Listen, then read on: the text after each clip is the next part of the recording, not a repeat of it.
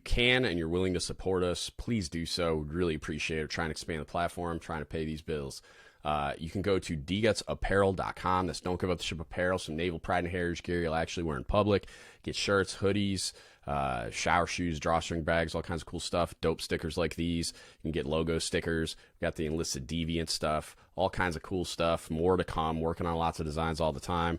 We also have the podcast challenge coin, just came out. I'm really proud of that. And then if you also are willing to and able to, please go to patreon.com/dgutspodcast. A lot of really cool benefits, tiers, all kinds of cool stuff to try to drive support for the financial side of the platform. There's demands on all of the things that I want to do to expand, cost money, all the services and subscriptions and all those things. And I am trying to turn this thing into a business and a job so that I can do that and devote all my time to providing more content, services, whatever I can do that helps you out. So if you're willing and able, please go to dgutspodcast.com. You can also go to patreon.com/dgutspodcast and become a member today. What's up, everybody? Let's spin some yarn. This one, it's kind of a product of the Chief season. I've had a couple conversations lately about a lot of the stuff surrounding it. Put out the episode that Bob did about the kind of like the who tells you what, how things are communicated to you, whether or not those things are attached to a training objective or whatever. And it kind of brought me to this idea of what is affectionately known during the Chiefs season as spoon feeding, when guys like me do it, where you go look at like all the Initiation Chronicles stuff. I'm currently fighting a desire to do like an episode just opening my charge book and vessel and showing the world, because there's still apparently people out there that think it's like super secret squirrel stuff. And I talked to like Damo and Damon on the Permission to Speak Freely podcast I did recently. And if you haven't listened to that, go check it out. Those guys are amazing. But yeah, I've been thinking about it a lot. I've been thinking about it a lot in the context of like why do I do it the way that I do it? And certainly other people do it similarly or the same. And then why don't other people approach it the same way or similarly based on those reasons, like the reasons that I have for doing it. And so I guess I wanted to kind of go down the rabbit hole of like why I approach leadership development the way that I do. There's and part of the reason I'm approaching it this way is because the Chiefs season kind of shines a big bright spotlight on the alternate path, I guess, or like the opposite of like kind of letting them figure it out. And you'll see a lot of that in that Hot Wash episode where those new Chiefs are describing the feelings that they had of going through the Chiefs season and just being put in positions where they had to just like figure out what the point of it was, figure out what the like the training objective was, instead of being told, hey, this is what we're doing, this is why we're doing it, and then going through an evolution and learning what there is to learn because you're aware of it ahead of time. And there's arguments to be made that there's value to a journey of self-discovery, right? Of like a validating hard thing that you don't necessarily know the reason ahead of time. Maybe it's explained to you after the fact. Like there's certainly team building exercises I've seen that have been really successful based on that type of a premise where we're going to like put you in this situation, have you try to problem solve and team work your way out of this thing. And then at the end, after you fumble through it, or like towards the end, it's sort of explained like, hey, here's what you're supposed to be doing, and here's what you're supposed to get out of this, and kind of they have that aha moment and successfully complete the exercise, or at least leave it with the lesson they were supposed to gain.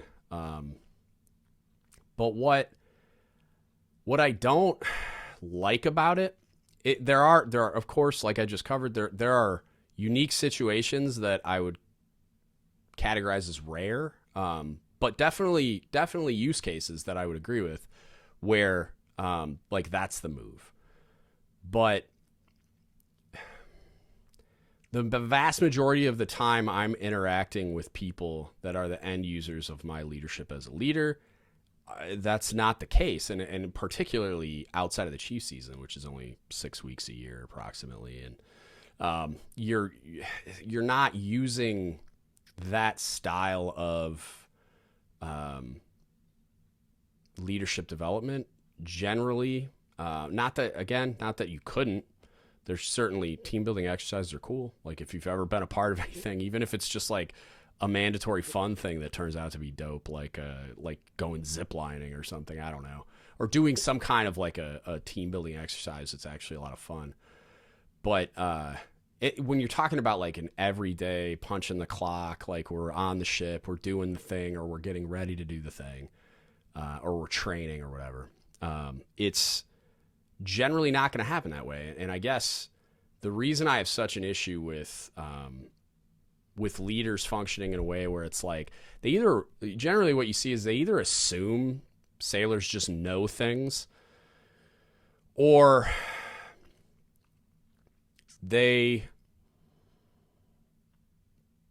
it's like as a result of them not knowing things themselves, they express like a sort of frustration with those sailors about those things. Hopefully I'm not I feel like this might get a little confusing, but I guess what I'm saying is a lot of the leadership that you encounter that is frustrating are frustrated themselves for reasons that they're not going to explain to you, and you're not generally going to be aware of unless something like horribly public happened and everybody knows of kind of why that leader is frustrated and having a hard time with like just doing their job and functioning as a normal human being. But in the case of your interaction with them, it's you don't understand why they're having such a hard time as a leader. That it feels like that frustration generally stems from a need not being met. And I know, oh God, DGUTS is going down the Maslow rabbit hole again. And it's like, not really. I'm just saying, when somebody's ostracized from a group, right? Whether it's like a chief in the chief's mess, whether it's a sailor in the division or the work center, or just a person in a friend group, or any type of you want a sense of belonging with some type of community, but you either can't get it or have been denied it for reasons, right? It could be you did something wrong. It could be they just don't want to accept you into their group, whatever. Like there could be a million reasons why. But whenever a person is denied a sense of belonging, it's going to result in like almost like a retaliatory response. Like they're looking to like get back at somebody or something as a means of like mood enhancement, almost like as a means of like just this like cathartic sense of like, oh, well, you didn't let me in to the group, or you didn't provide me with the sense of belonging that I felt I was entitled to for whatever reason. So I'm going to get you back. It's a very real human emotion, like a human reaction to some type of a conflict, right? Like I'm not going to say never, but like there are times I could tell you like I would 100% retaliate against somebody in a they're usually pretty cut and dry contexts, I would think. But like, I think the vast majority of the time I would like to think that I would maturely big brain my way out of the situation, communicate, whatever, and like not end the conflict with something that is like petty and like aggressive. But at the same time, I'm a human being just like everybody else, and I have limits. So I think in a weird way, what you can see a lot of the times when you're interacting with a leader who doesn't have the tools to communicate with you properly, to leverage your motivators the way I always talk about, to communicate that they care about you, to meet your needs, right? What you're largely dealing with is somebody who themselves, just like you, and that's the part that I feel like it's important to convey. Just like you, they're not having needs met somehow, some way. Maybe it's personal, maybe it's professional, maybe it's both. But something's happening that's denying them a need. That's like, I clue in on sense of belonging a lot because I find that that's the most common in my experience. Certainly there's other needs that could result in some type of a similar response. But when you get kind of cut off from a group that you feel like you identify with, and even maybe you like have some sense of entitlement to belong to, right? Like when I was a young chief, I was 28 when I made chief. And went into a mess full of dudes that were, this is pre-enlisted women on submarines, went into a mess of dudes that were like in their 30s or above and had like 2.5 kids and a dog and a wife and a whatever, you know, like I didn't identify with those people. I was proud to be a chief. I felt a sense of belonging, like in a way, to the organization. But it was very weird and isolating and lonely because like I didn't feel like I had anything to talk about with these people, except when we're talking about things professionally, like in the context of being a better chief. How do I do these things correctly? How do I take care of my people? Stuff like that. Like, but as far as like when you see like chiefs hanging out with people, like these are my elders, dude. Like I didn't feel like I had anything in common with them. And for a while I felt that way too, because I didn't get married until I was in my 30s. Well, the second time, the one that is currently enduring because she's awesome and I love her to death. But I wasn't like properly married and like considering a family and buying a home and doing all those things. I mean, I was like 35 or something like that. So I was still in this like single sailor mindset of like, I was renting a 1-bedroom apartment, spent too much money on a car as a midlife crisis thing. And, yeah, it was weird. I didn't feel like I belonged really. So like, I really wasn't getting that sense of belonging from that group. And there was a time where I kind of felt like wronged a little bit by the organization. It was on a lower level because the Chiefs mess wasn't doing anything overtly. It was just the nature of my mess in particular, but also just the beat. That's the beast. It's like I made chief early, and as a result, there wasn't a lot of similarities. I wasn't similar in age and interests and anything. But I felt, because of the fraternization rules and everything else, I felt kind of like singled out in a way, or like just wronged, where it was like, I need to have friends too. And in the environment I was in, it was weird because it was special, right? It was submarine special projects. We were deploying a ton. We were super, super busy. And I didn't have time to like go do normal things and like make friends outside of work, or at least outside of the hull of that submarine, so that the fraternization thing wasn't an issue. And so to a large extent, I was super isolated during that tour and didn't have, and thank God we were so busy, because like I'm able to interact with the people that I'm more likely, like my demographic minus the chief part, just by being on the submarine, and we're all so close that if I got that community sense of belonging need kind of met there, and it was like, thank God we were deploying constantly, because had we not been, I wouldn't have been able to do that in the same way, and I think it would have been a lot more difficult for me. And so like I would have probably become pretty miserable. I would have had a hard time doing a lot of the things that I was responsible for doing, and my juniors would have felt it. It's a pretty common, like, logical explanation that junior sailors come up with about like, if my chief is miserable with me, my chief must be miserable. And it's like, you're not wrong. Like you're not entirely inaccurate in your analysis of like what's probably happening there. And they may not even be aware of it, which is a weird psychology rabbit hole we don't have to go down right now. But I'm probably going to write an article about this soon. I just got to find the right stuff. I'm trying to get back into that as well for the Thought Lab stuff. But it's a lot of times it could be they're just frustrated because they were never taught the tools, like never developed as a leader themselves. So they were never shown the tools to productively meet your needs and do all the things that they should be doing. And that's what's frustrating them. And that's probably the most common, I would think. But also, I think it's like that plus like compounded by other things. Like they're not, like maybe they're having issues in the mess. Like maybe they're being ostracized for some reason. It happens. I've had Chiefs contact me via the podcast platform, and we've talked it out about how they feel like they're being isolated or ostracized or singled out or whatever. And a lot of times they are, and it's sometimes it's just a feeling that maybe they're blown out of proportion, but the vast majority of the time it's like, you are. So like, why are you? And you got to go through solving that and figuring that out. Because there are certain things that could cause that.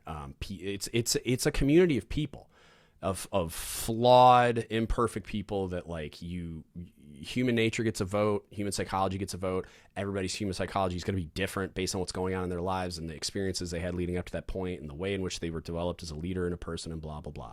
So it's like, no matter what we say, no matter what we like slap on a sticker or like a shirt or whatever, it's like, it's still a very imperfect organization full of imperfect people. And so you have to understand that not just for the end users, but primarily for the sake of this conversation, the leadership. It's like, if they're behaving in a way that makes them an extremely difficult leader to deal with, and not just for you personally, because that could just be a different thing, like where it's like a communication issue. They don't know how to meet your need in particular. So it's just like a leadership issue. Like they need to learn the tool to be able to meet your individual specific need, but they're like largely meeting everyone else's needs.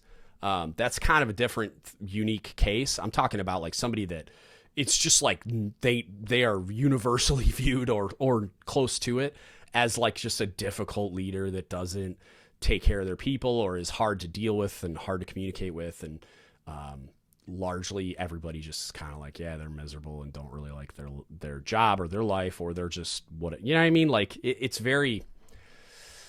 they're very easy to spot. And it's like, when you have those, the unapproachable ones, that's a common label that's attached. It's usually they're having issues with a need not being met, and sadly are kind of like lashing out. And the reason why I spoon feed is like, to loop back around, like the reason, and I say spoon feed like because that's what people call it. I call it like mentorship, like leadership development. I don't see it as, I just call it like good communication, where like I don't want it to be a mystery. I don't ever want anybody who comes to me for leadership guidance to ever feel like they were left in the dark, or they just missed the training objective because I never communicated it, because we're treating it like it's some secret squirrel thing. Like I don't ever want anyone, if I can help it, to walk away from any type of leadership interaction feeling like their need wasn't met and that they don't like perfectly understand exactly what I'm trying to communicate, exactly why I'm trying to communicate it, exactly why that's important. On and on it goes. And particularly within the boundaries of leadership development and education, I don't ever want anything to be a mystery. I don't ever want anything to escape your grasp or understanding. I don't ever want you to miss it because I've set up the lesson delivery in a way where you just got to figure it out.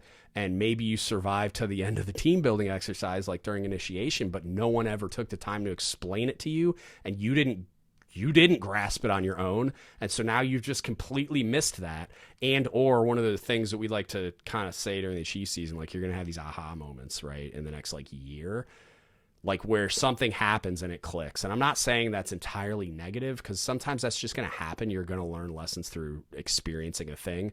And sometimes that experience comes from you know, like face planning, like going, ow, that hurt, I don't want to do that again. And then like learning by that pain that you had to experience. They're like, oh, okay, I don't want to do that again, so I'm going to do it differently in the future.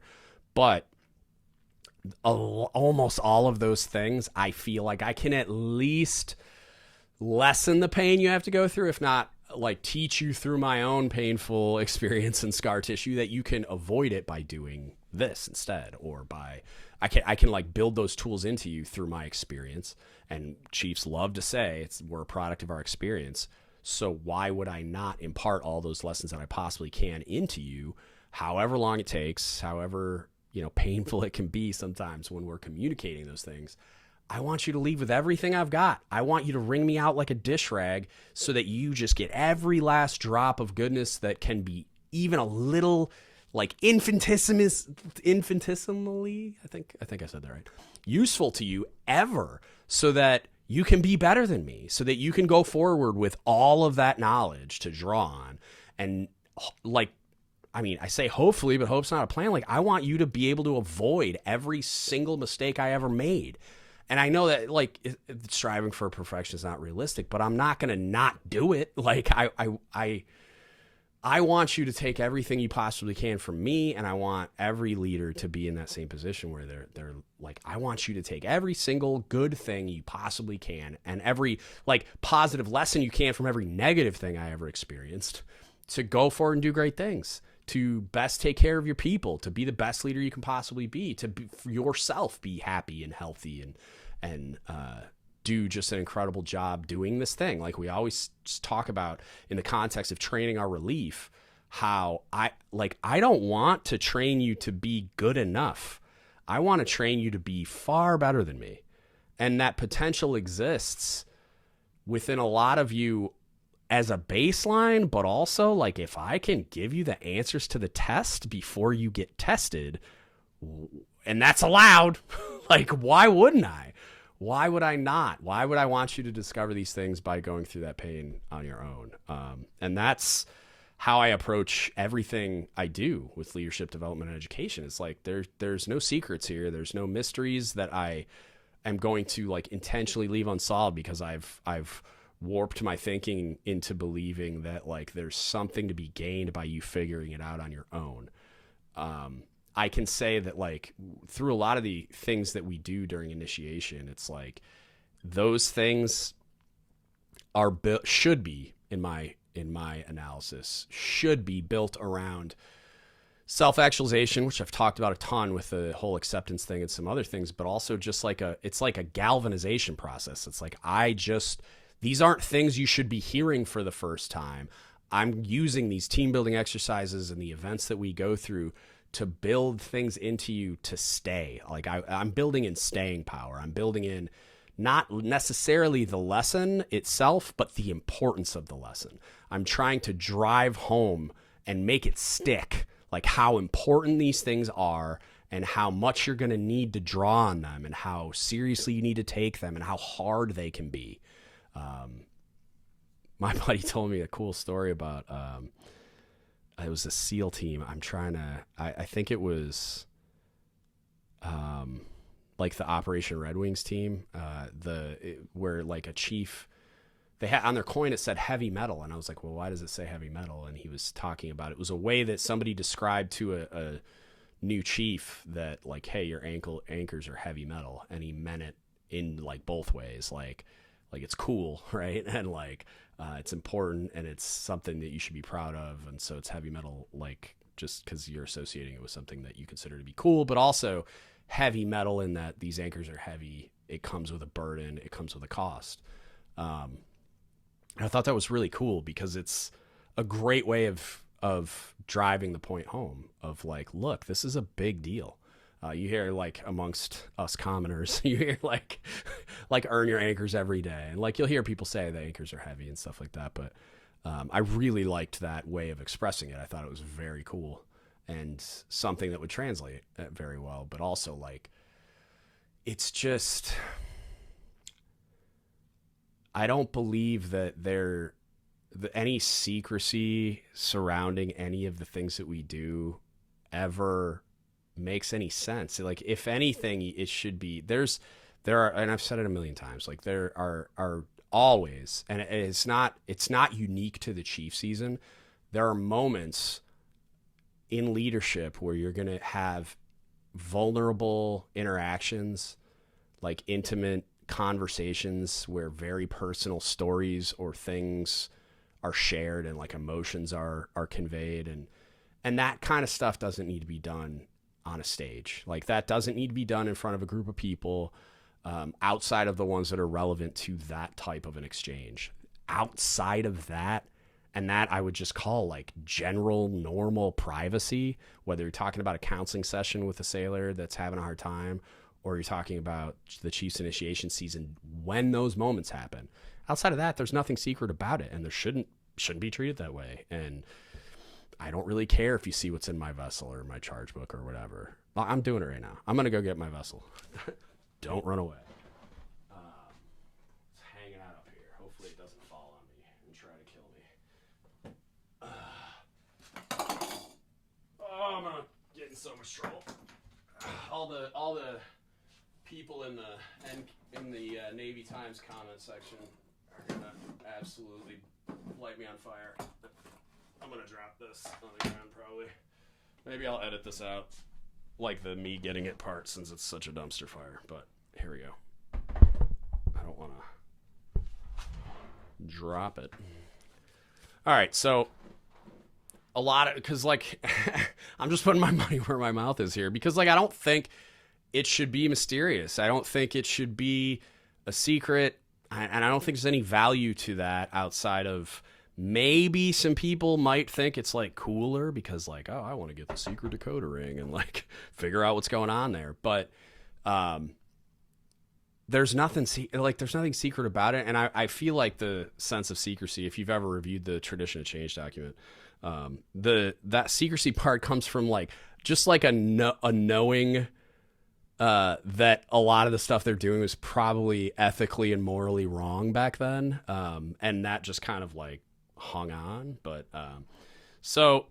this is, I'm going to cover my name up just because I'm that guy. But this is my vessel. It's got some cool stuff on it. It's got some coins from the ship when I made it. And it's got my fish and my DSI pin and an anchor and stuff. And it ties shut on this cool little cleat right here. That's what the string hanging there's for, right? So then on the inside, and it starts off more as like a it's kind of, there's a journal mechanism to it. There is some heritage stuff, and the big thing, the charges, right? That's why it's called, well, it's not exactly why it's called the charge book. You can go check out Tradition Change to find out why, and I've done an episode on that as well.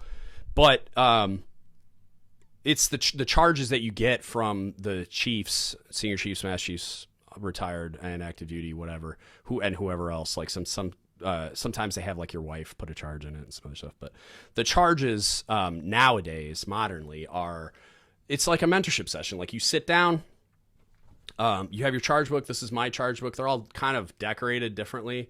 That's my last name, but whatever. They're all kind of done differently. This is an old wash khaki shirt. They had discontinued the uniform back in the day, but like they wanted it covered in khaki material, so we did it that way. And in this pocket I have like the pens, because you get tasked with a bunch of stuff and it's like different colored pens are involved, so that's where all my pens are, is in the pocket, which we thought was pretty cool. And this actually buttons shut. It's harder to do nowadays because I have so much crap in it. But the charges it's a mentorship session where you sit down. There's a thing that like, and they talked about it in the hot wash episode, where you like learn this shtick that you have to like say to get a charge. And that's why I always tell people, like, that's one of the things where I'm like, look, I get it. Like, it was a little fun when I was going through it, I guess. It like added some levity sometimes, depending on who you're interacting with.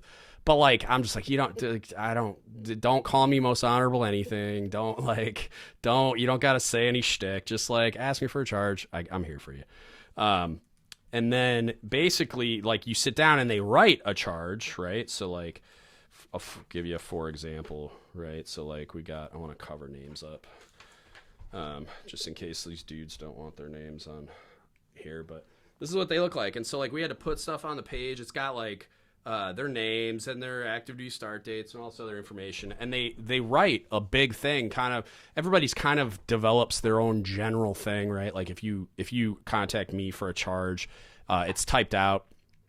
And unless I know you personally, I might do something a little different, but I have distilled it down to like a 1-page thing where I generally say the same thing over and over again. Because it's just like, this is the kind of stuff that I'd like to share with somebody that doesn't know me super well. It's like, these are the things that I think are the most important, I guess.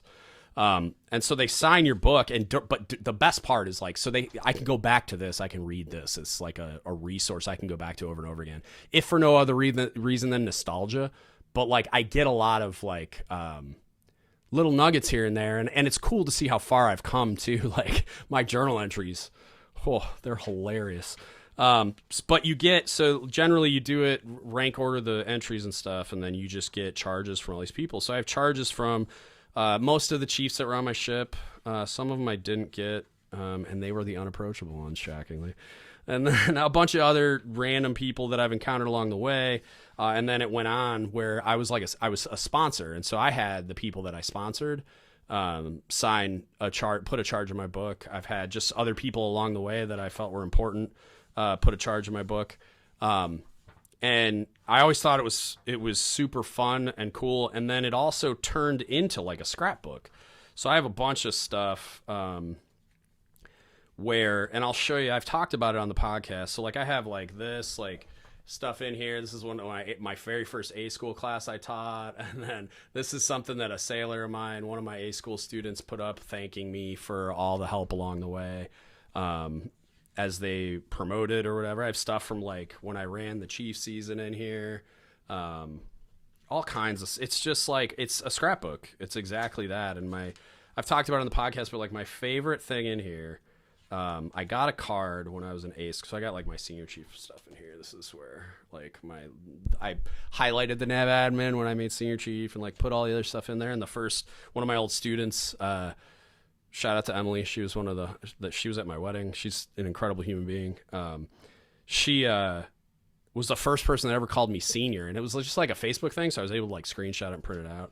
And I remember like when I saw it, like the first time a sailor called me senior after I made it was her, and I almost cried. I'm not gonna lie.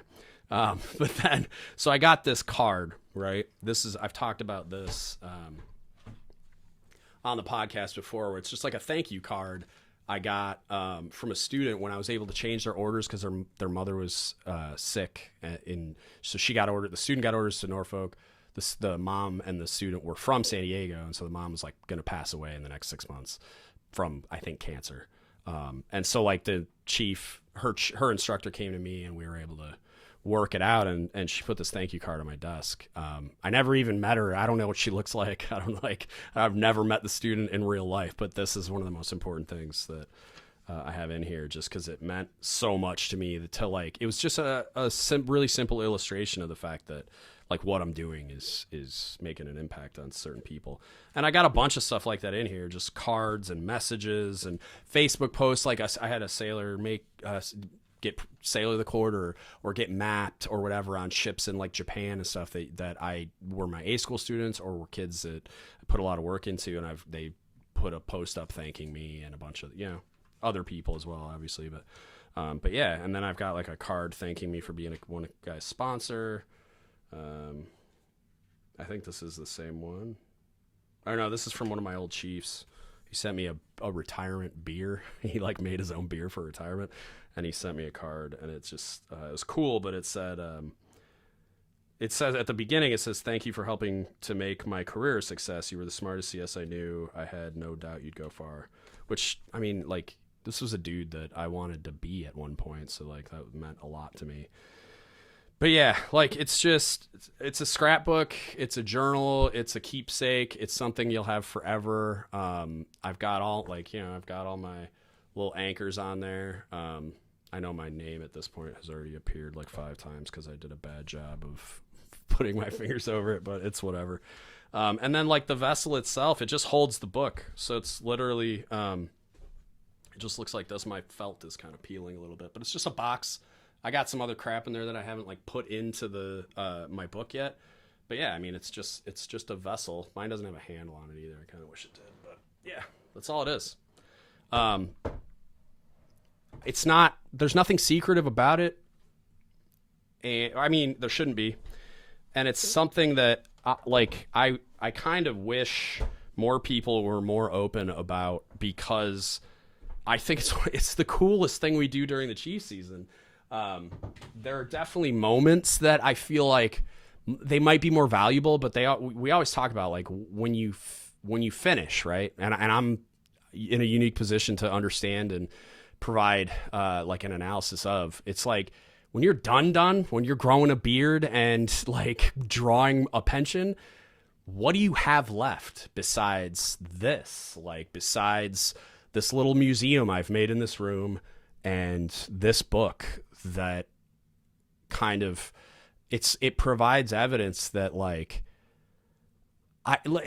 it's for me it's a reminder and evidence that I made a difference and that it was worth it. I look at like the little VA app on my phone that has all those disabilities on there, and it's like Jason Thompson once asked me like the importance of like he said, would I rather go through cancer treatment or miss like a message from a sailor in need? And I like was like, cancer, I'd rather go through cancer treatment again than miss that message. And that's just the level of importance that these people had to me, and that like I know it was worth it. I have evidence. I just showed documentary evidence in my mind to you that I made a difference, and that I was able to meet people's needs, and that I must have been doing something right. And it was worth it. Whatever, pain I had to go through, whatever hardship I had to go through, it was worth it. I hope that answers a question in someone's mind about this kind of stuff, especially the idea that like you could tell someone too much, or you could like share too much information or lessons, or be too detailed in your providing of leadership information, lessons learned, stuff about being a good chief. Even in this type of a context, like if I was talking to an E3, I would show them. I'd let us E3 sign my charge book. Come at me, like especially at this point. But like even back then, I have officers in here. I have all kinds of like where they'll tell you like you can't have officers sign your charge book, but then the CO signs it at the end. Like whatever. Like it's my book. I don't think there's anything that anyone could tell me that would make me feel differently about doing it the way that I've done it and viewing it the way that I view it, just because of the history behind it. You can't tell me I'm doing it wrong. Like, good God, you want to see what wrong is? Go read The Tradition of Change. I'm telling you, there's some fun stuff in there. But yeah, all right. I'm going to wrap this up. Shout out to all my patrons. Shout out to William and Victoria. And I recently got another one. So I'm up to like a whopping 4 now. But you guys are amazing. Like just those ones alone, it's like it's helping so much with the ability to like pay the bills here and everything else. So like I really, really appreciate all of you for listening. But like I really appreciate anybody who has the means and can, if you can. And only if you can, go to patreon.com/DGUTspodcast. Check out all the cool benefits that are there for each Patreon tier. And if you can, consider subscribing. It'd be really cool. It's super helpful, and it's allowing me to expand certain things, which has taken some time. But I mean, we're getting there. The video's up. Like Damo's going to help me get better at it because it's still doing the glitchy thing, which I'm working on. Apparently I bought the wrong camera. And then if you need anything from us, as always, hit us up. Don't give up the ship podcast at gmail.com. You can Facebook message us. Don't give up the ship podcast. Or you can DM me on Instagram, Reddit, or Discord at DGUTS podcast. Again, if you want to support us, I'll skip the Patreon thing because I just said it, but you can go to dgutspodcast.com. There's a donate button on the website, or you can go to DGUTS Apparel. It's Don't Give Up the Ship Apparel or dgutapparel.com. Get yourself some naval pride and heritage gear you'll actually wear in public. However you can, however you are willing to, however you're able, any support's appreciated, even if it's just like a like, share, and subscribe, that kind of thing. It all helps. It all adds up. It snowballs, and we really, really appreciate it. And that's it. That's what I got for you today. Thank you so much for listening, and don't give up the ship. Please hit the like button, drop a comment down below on what you thought, and subscribe to the channel.